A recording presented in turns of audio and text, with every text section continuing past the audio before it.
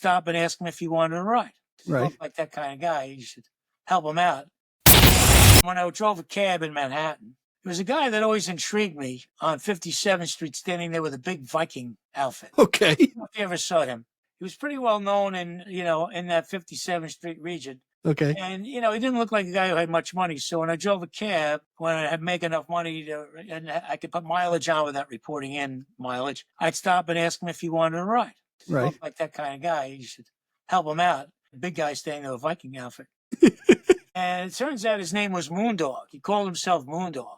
Right. And I started asking him, and he said, I'm really, I said, what do you do, driving a guy? I said, well, I'm a musician and I'm trying to make ends meet. I got an apartment, I got to support it. He said, well, I'm a classical composer. Come on. Yeah.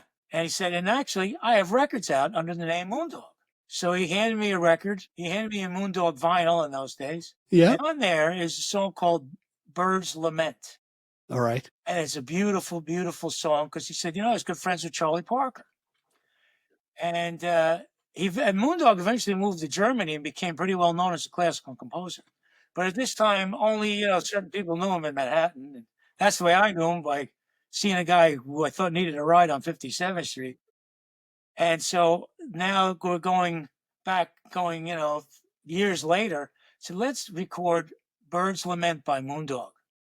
And we'll do it with the accordion and Hammond organ, with the chromatics. And I'll use my friend Larry Packer, the violinist, who is, a guitar player in Cat Mother, who Jimi Hendrix produced Larry's records when Larry was the lead guitar player at records. And, Larry was the violinist in The Last Waltz.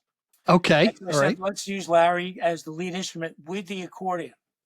And so we put that on the record. So the Bird's Lament is on the new record also, which is great. Now Moondog used saxophones because he wanted to do it after Charlie Parker, but I wanted to take it with my people. So we took liberties, but still gave him credit for the song and the writing of the song. And, Luz Hardin was his real name.